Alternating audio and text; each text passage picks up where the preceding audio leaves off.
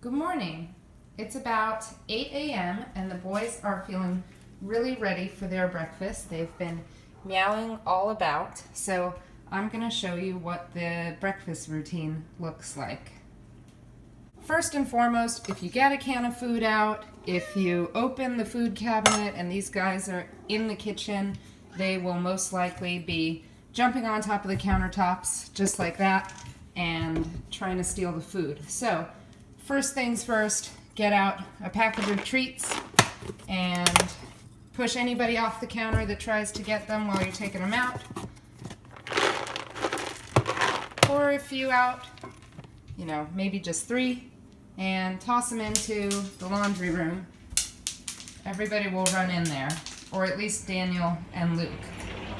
Usually I actually leave Charles out because he's pretty well behaved while you're doing food prep, and Daniel and Luke are not smart enough to let themselves out of the sliding door, but actually Charles is. So if Charles gets stuck in there with them, he can sometimes open the door. So it's okay to leave him out. And then he'll probably just chill out here while I grab the bowls and start prepping them. So I'm putting any extra treats away now. They don't need those. Here in the microwave, we kind of use it like a bread box. It's where we keep treats, Luke's medications, his pill pockets that his medications go inside, and more treats. So before I actually get to food prep, I'm going to prep Luke's meds. We might have pre-prepped all the meds for you, but just in case, here's the schedule. In the morning, Luke gets the atenolol, that's the red bottle beta blocker, and half a furosemide. So it's morning time, so I'm going to get those out. Here is the atenolol, and the slim smallest bottle is the furosemide. And furosemide is the one that he gets twice a day. So in the evenings, he gets the other half furosemide, as well as a quarter of his anti-clotting medication, clopidogrel. That is this guy right here. And then every 3 days, he gets a quarter of an aspirin. And we sort of have a schedule mapped out. So every 3 days following this pattern here is when he gets the aspirin. So to prep Luke's meds, I'm going to grab this paper plate from the microwave. There's some toys in here too, because we don't leave the toys out, otherwise Daniel might eat them or chew on them, so we always keep them put away as soon as we're done playing with them. You can just kind of fold them up in here, although this one's being difficult. And I also take out the pill pockets. So I've got his 2 AM medications here, his pill pockets, and a knife that I'm going to use to split up the pills. So today he gets a quarter of the atenolol, and I'm just going to do my best to split it up here. Usually I'll just try to kind of hold on to it while I split it with the knife. As you can see, sometimes it kind of breaks apart.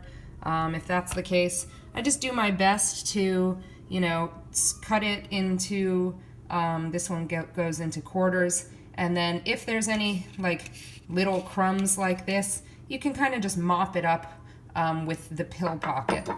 And now I'm doing the same with his furosemide. This one just gets cut in half. Okay, now I'm going to get out a pill pocket. As you can see, they kind of look like these little squishy treats with a little hole in the center that you can put the pills inside.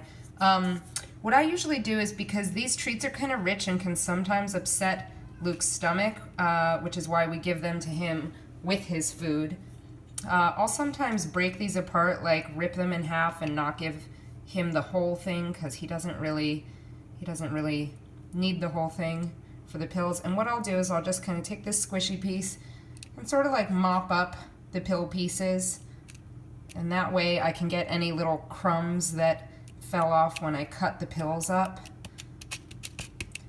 And then what I do is kind of squish the treat around it.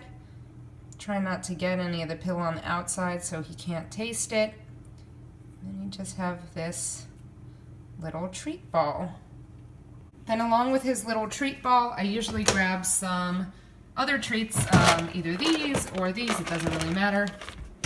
And I just pour out a couple because sometimes in order for him to get the, in order for him to want to eat the pill pocket, you kind of have to like throw it to him alongside some other treats.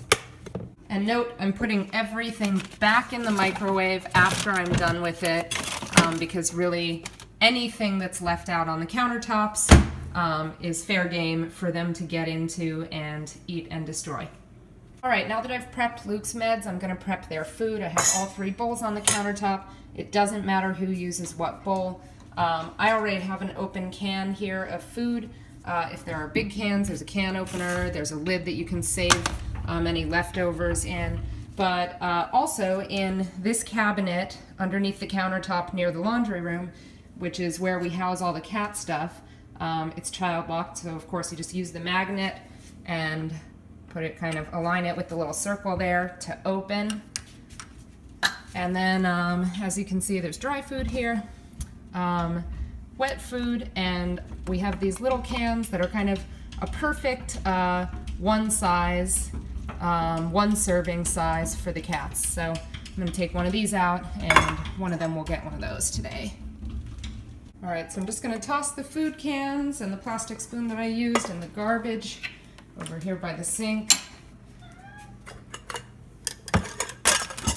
And then this is the part that gets just a little bit tricky, and that's how to let these guys out and feed everyone. So usually I'll grab Charles' bowl first, and notice that I kind of spread the food around the bowls as much as possible when I take it out, just because otherwise they'll eat it so quickly.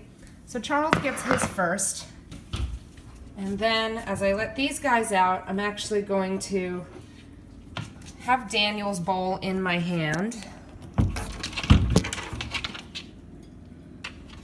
Have Daniel's bowl in my hand. I'm gonna, as I open it, I'm gonna have the bowl out right away so that he can grab it. I'm gonna put it in there, and I'm gonna close Daniel back in here because he is really a menace. Now Luke has gone after Charles' food. I'm gonna try to distract him here. All right, Luke, this is actually your food. Charles, this is your food. Oh my God. Okay.